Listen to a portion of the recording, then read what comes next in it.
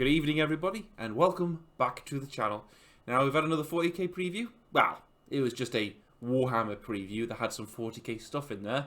And, well, here we are to talk about it. This is going to be more of a rambling video rather than a news video. If this was going to be news, I would have done it yesterday, like covering the preview or immediately after the preview. So I'm kind of just going to do like a video encompassing pretty much everything that's happened at the weekend, plus some other things on there that I've just looked at, which, ooh, makes me mad. Anyway, we did actually do a video, me and Jay, just talking about this, but because me, dumb with computers, accidentally kind of deleted the file, so half an hour of our lives completely down the toilet, and I've completely wasted his time for half an hour. But I am a stubborn computer dum-dum, so I'm going to be fucked if I'm not going to do a video at all this weekend. So here we are. The Warhammer preview. Just a quick one first before we actually delve into the preview. This weekend was actually the pre-order for some of the new stuff. So you had your Codex Skittari, the cards, the paraphernalia, all that kind of stuff, plus the Piety and Pain new box set. And it was, I think, it was weighing in at about £105 on the GW website. Well, it's gone. It's gone. Completely sold out. Sold out online. Well, on the GW website, it's completely sold out, as well as the collector's edition and the dice. Completely sold out online. But don't you worry. Don't you worry, you little cotton socks. Because if you really just want that new Lilith Hostpex model, or Lilith, then you could just jump onto eBay, Electronic Bay, and pay 225 fucking pounds for Piety and Pain. Fucking scalpers. Fuck you. It's just two new models. It's literally just Lilith and a sister HQ unit. £225. Oh, GW, come on. You just gotta start making these box sets made to order. Because, oh god. Guys, don't pay £225 for this box set. Don't pay £164.99 for this box set either. Don't give these people more money. Don't. Because you're just encouraging terrible behaviour. Hang on a sec, let me just check something. Oh my fucking god, they've even put the dice on there.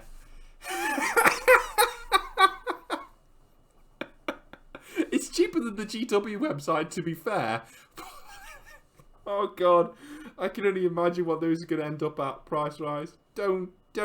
Guys, listen, don't.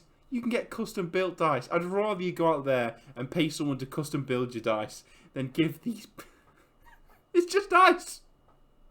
Oh, it's just dice. Well, anyway, that joking aside, yeah. Hope you got your pre-orders in while you could. I mean, it would be nice knowing that the majority of these box sets went to actual people who actually want to do the hobby, rather than people who are just buying them just to, use bots to buy shitloads of them just to flip.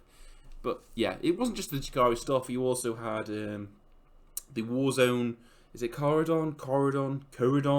I'm not sure. I'm me bad at words. You can also pre-order that and the Crusade pack, the Plague pack for the Death Guard, which is also nice. There we go. Jumping into it, got the video, got the images right here. The funny thing is, these haven't sold out online. You can still get these on the GW website. So it just goes to show the length people go to just get exclusive minis or brand new minis. But yeah, you got your Plague Purge pack there. You got the Warzone Corridon Act 1, both books, the limited edition one and the regular one. I was saying to Chris and Jamie about this. It always disappoints me because our gaming circle's like quite small, literally just 3 people. I kind of want to play some of these war zones and some of these expanding narratives, because apparently this is going to be a similar thing to kind of Vigilus in expanding narrative. But it always bums me out when either these things come out and it doesn't have our factions in it, or it just has one of our factions in it, because it's just me. I realise this is a problem with my brain more than anything else. I don't like sort of ham-fisting a faction that doesn't belong there into these sort of campaign books, if you get what I mean. It it feels weird in my brain. Obviously, with that mission pack plague purge, you've obviously got new relics, new missions in there for multiple people to play, and I'm sure Death Guard will be able to get access to some relics easier than others. Similar as the Beyond the Veil mission pack for Necrons, they can unlock certain relics full potential a lot easier than other races, which is fine. But yeah, I mean, I know GW would have to bend a lot. You'd have to break their writing team or come up with some sort of absolutely ridiculous narrative to have like a narrative war in the 41st millennium or the 40k universe, which includes every single faction. I mean, that is some narrative hoop to jump through. It's a series of hoops. It's ridiculous. It probably wouldn't work very well anyway. But yeah, pre-orders are up. If you've got yours, great. If not, you can grab them there while they are available. I can't see the mission packs getting sold out anytime soon and hoovered up by scalp wars. Anyway, this weekend we had a 40k preview, Faith and Damnation, and the worst thing about losing that previous video that me and Jay did was like Jay made a fucking great joke about this. Like with these previews, you like Faith and Damnation, Piety and Pain, or whatever they're called, they sound like flavors of crisps. Like walkers have survived to like the 40k universe, and this is where their flavors of crisps right now. New Faith and Damnation from Walkers. Taste of Faith. Basically, it's just going to be a bag of nails with some salt on.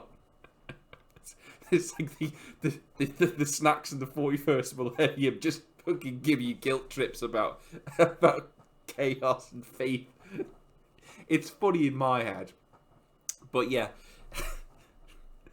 Faith and Damnation. Now, as far as covering these kind of things go, I didn't want to cover it like immediately or immediately after the event while it's still fresh in my mind, just so I can get my sort of like first reactions.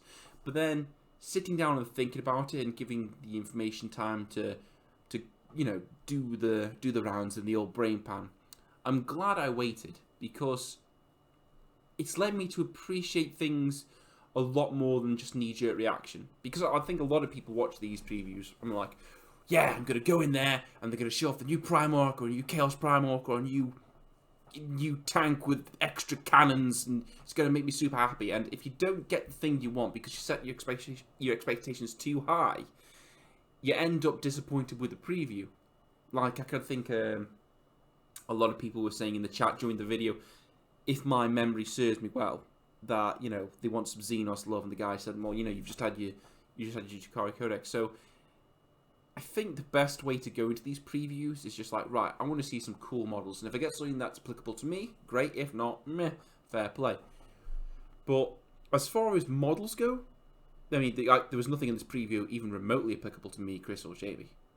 Remotely. But as far as models go, we have got some top draw models, which you expect from GW at this point. I mean, thinking about the last year of GW models, the only models that stood out to me as like offensively bad are those stupid admech like hover tanks and the flying sort of bird thing plane, like that Da Vinci kind of plane thing they've got, that stand out to me personally as objectively bad models. Everything else, grand, the quality is always there. But I think the runaway winners of this particular preview, model-wise, has got to be the Blood Knights. The Blood Knights and, the Soulblight Gravelords. Fantastic stuff there for Age of Sigmar. You kind of go wrong with vampires and zombies and old Skellington warriors there. Brilliant. The Blood Knights are fantastic. Whenever I see models like this, I keep thinking to myself, how can I turn these models, because these models are awesome. The paint job helps a lot as well. If you're a professional painter, you can make these things absolutely pop. But how can I make this applicable to 40k? If I can't make it applicable to my armies, which is very hard to do with Nids, not so hard to do with Genestealer Cult because they're humanish. So if you've got like a humanish thing transferring to another humanish thing, it can be done. But if I can't do that, how can I make these applicable to like 40k? And I was thinking to myself when I looked at these Blood Knights, I was thinking to myself, you know what? that would be sick armor for an Archon. Or, you know, a Aldari, Jakari, something like that. Like an evil sort of humanoid or evil elf kind of like chassis. It'd be fucking great armor. What's it? You got Aldari, Jakari, and Yunari. Yeah, some Yunari there. Or maybe a different take on the Incubi. Maybe. I mean, your scope for conversion is vast, or it's determined by how creative you are as an individual. Me, I'm not that creative, unless I just got like an idea that pops in my head, then I can sort of do it. But there are people out there who could probably make a whole host of interesting things with these. But these, for me, runaway winners. The Blood Knights are just absolutely fantastic, and you know, it's nice to see the vampires come back to the Warhammer Age of Sigmar, because one of the first memories I have when I was walking into a Games Workshop store was seeing the Vampire Counts sort of book, the army book there. The Vampire Counts were cool. I mean, it's vampires, isn't it? If this is before, obviously, they became not cool, I think, in the public eye, or, you know, pop culture. I think, listen, I'm not going to say that's a completely different rant, but vampires were cool, then they weren't cool, but now they're cool again. Especially when they're like really gothic horror, sort of Bram Stoker kind of vampires, not leather-clad tween vampires. You know what I'm getting at. But yeah, Soulblight Gravelords, that's definitely a winner there. The Kain Reapers, that's another winner. This guy is fantastic. Is that his actual name? Kanan? I could be pronouncing it wrong. Like I say, you've got to forgive me when I'm pronouncing these things wrong, because me bad with words. A lot of this comes down to the paint job again. I really like that sort of living obsidian, sort of dark kind of paint job. This guy's a skeleton, essentially. But he looks like he's hewn out of obsidian. A bit like Bellicor in a previous video. I really love that kind of look, that kind of paint scheme. But yeah, I think this guy like towers over the other models that have been released alongside him for like the Beast. Is it Diachasm? Yeah. It's absolutely fantastic. There's some serious conversion potential with this guy. Maybe Necronish? No, Necrons don't really tend to go into the old, apart from being, you know, evil future skeletons, they don't tend to go in for the old skull bone kind of vibe. It's weird. It's like it's a slightly different aesthetic. They are meant to be like space Egyptian zombies, but they're not as well, if you kind of get where I'm coming from. But this guy's fantastic. God, I hope I see some decent conversions of him going forward in the future. I'd like to see him 40k-ified by someone who knows what they're doing, because I reckon the results would be great. We had some Necromunda stuff, which was, if I'm completely honest with you, in my opinion, meh. I mean, Necromunda's not real. I mean, I could get behind small skirmish games. When I was playing, what was it, Shadow War Armageddon with Chris a while ago, like a couple of years back, and we had a few games of Kill Team. Thoroughly enjoyable, and obviously I think Necromunda, not having played it and knowing next to nothing about it, is sort of like a tighter version of that. And the idea of gangs is kind of interesting, but like I say, some of them for me are hit and miss. What are these, like House of Faith? Just dudes with robes and fire, and it's okay. It doesn't exactly rock my world. I like the chainsaw. I can see that getting converted to Genestealer Occult stuff for my own edification. But the more I think about it, I'm like, Genestealer Occult have already got decent chainsaws anyway. They've got the rock saws, which are pretty kick-ass. And it's a long way to go just to get a chainsaw. I mean, I can imagine on like a neophyte leader. That'd be kind of cool. But, yeah. They also got a box set coming out with them, which is quite nice. For people who want to get into Necromunda, you know, it comes with two starter gangs, some terrain, the rulebook, all the guns you need, basically like a confined kind of game of Necromunda, if you're looking to get into that kind of thing there. Excuse me, just had a little bit of coffee because I'm trying to stay awake. So if we get on to the 40k goodness of the preview, which is what I came for, we had some things that I knew about, and we knew were coming. Some things that I I thought we'd seen the back end of. That completely took me by surprise. And a very, very, very pleasant surprise at the end. So, going in order of release, for want of a better word, we've got this chappy here. Skittari Marshall. Not a shock, I knew there was a Skittari model in the wings waiting to come out because we saw a preview, like a snippet of an angle of him earlier on in the year. So it's not a surprise. It's a very nice model. There is a rule for my own my own way of thinking that you can make a model with too much detail on and you can get lost in it. But you can have just enough detail and a point on the model that will always constantly draw your eye. And for me, this guy is definitely in the latter camp. He's got just enough detail not to be complicated, and the point that always draws my eye in this particular model is his face. More so his sort of eye, for want of a better word, the one that's not like two scopes or, you know, two sort of like scanners there. And his face, that kind of like one eye looks very malicious and very intense, and I like it. It's when you give your Skittari and your Admech a little bit more personality.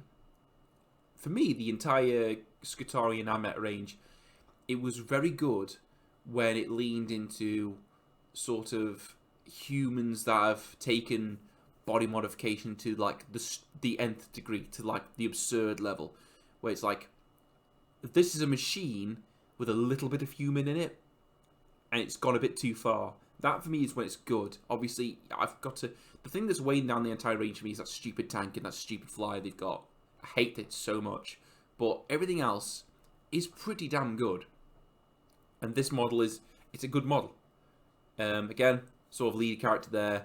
Got his little foot on a rock. Jamie was saying that is like you get a lot of these kind of characters with standing on a rock or something. And I was saying, I think the higher you go in the echelons of importance as far as your model goes, the more fancy your base gets. I mean, like, look at Bellicor that's just come out. His base is insanely detailed, and you can work your way down. The less important you get, the less you got to stand on, until you're like a rank and file trooper, you're just standing on a base. But this guy's slightly more important, so he has got a rock to stand on, which is kind of cool. And your Adeptus Mechanicus is the next codex we're going to get. And this artwork is one of the best takeaways. And it was mentioned in the actual preview. This is one of the best takeaways from the preview for me. That artwork right there should be what the Mechanicum is all about. For me, the Mechanicum is about a cult of priests / scientists / engineers that covet technology but don't understand it completely. They maintain the technology of the Imperium, but it's gone such to a point now where a lot of people don't know how it works anymore. They don't know how to replicate it. They just know how to maintain it. And it's been built on and built on and built on to the point where the original form and design is going completely lost. There's a man, I assume a man, there is a person underneath all that. Somewhere, deep down. Half of that stuff on that guy in the centre, or gal, or whatever it is, you probably don't even know what it's there for anymore. Or how it works. It's just... It's weird how they've just, like, completely sunk into... Like, the humans got completely lost. They're in there somewhere, but the machines... It's just been taken over by it. It's almost like the machines are sort of like growths on them, which is really... It's dark and cool. Like, how many pairs of arms has this person got? If you can even call them that anymore. It's like, just keep adding bits to themselves to the point where you stopped being properly human a long, long time ago. That, for me, what the Admech should be about. That sort of weird, sort of like fall into like this hybrid machine-human, where the machine part is just getting more and more complex and ridiculous, and the human part is just like, you lose, the higher up you go in the Skittari, the more of you're... Oh, that's not true. By being in the Skittari or the Admech, you're losing your bit of your humanity, which is sort of dark and weird. I could ramble about that all day, but yeah, Adeptus Mechanicus, Great artwork on that book, and it looks like they're teed up in the wings as one of the next armies to come out. While this one took me by surprise, I said to Chris earlier on the week, when we were talking before the preview, that obviously the title, we were just wondering what the title could allude to, and it could be anything. And Chris said, well, it could be more sisters. And I was like, I don't think it is. I think we've seen the tail end of sisters now. They've had the new lineup, they've had a load of new things. I think that's it. And obviously I was completely fucking wrong, because the sisters have now got a new frontline battle tank. The Castigator? Is that what's it called? Well, I think it's called the Castigator. It reminds me, it's like if someone just got a regular Predator tank, threw some glue at it, and then lobbed it into a bits box, and then pulled it out. This for me is too... I've got a preference what I'm about to say with this thing is not aimed at me, which is why I'm not a Sisters player, which is why I'm not an Imperium player in general. But for me, in my opinion, it's got a little bit too much going on. I know that's the entire thing of, you know, the Adeptus Sororitas. They've got to be all gilded and gold inlaid and braziers and shrines and holy scripture and writing all over the place and fancy glass. But for me, it literally does look like it's like the designer should have like, whoa, go, just dial it back a little bit there, because there's a lot going on in this tank. It's your standard Predator chassis, but with more braziers and gold inlay and shrines. So, you know, Sisters fans, the good times keep on rolling for you apparently, which is good news for you. You've got like multiple weapons options. You've got obviously your main battle cannon there, bolters coming out of every orifice, and you can swap out the main battle cannon for what I'm assuming is like some sort of like hardened auto cannon. I'm assuming. So that's the Sisters. Now I was worried that between the AdMech and the Sisters, this preview was getting a little bit too serious. And thankfully, the orcs were there to save us all and drag us back to just having straight up fun with squigs. Orcs are getting a series of new models. From the image on like that sort of like cave painting intro sort of thing they did there, they're looking to get at least 4 that I can see. And they're not so much like looters, like looting up tech and like orcifying it. It's all about the squigs this time round, which I am. Orcs are like that guy or gal you invite to a party, and no matter how the party's shaping out, how dour, how miserable, how bad the parties are, just the inclusion of this one individual will make that place better. Orcs make 40k better. They are always fun. Everyone loves orcs. Even people who say they don't like orcs. Come on, yeah, they're orcs. They're great. And I think that going back to squigs is just a good idea. From the looks of it, we're getting, like I say, 4 models. We've got, obviously, the model shown off there, which is sort of like a squig rider combo. So you've got your orc and your Gretchen there, riding squigs like that's the cavalry. From the cave painting, we also looks like we've got like a big squig with guns mounted on the back, because obviously we've got some sort of, I want to say, squig tamer. Basically looks like an orc boy with like a welder's mask on, a bit of armour, and some meat on him, which is probably going to buff squigs. And then, the most interesting one, we've got the War Boss, or War Boss-like orc at the front. Great big lad, just decked in like bone armour, with what looks like a squig gunner on his shoulder. GW do this. They hide these kind of previews in plain sight. This is definitely a model that exists somewhere, and we've yet to see it. I cannot wait.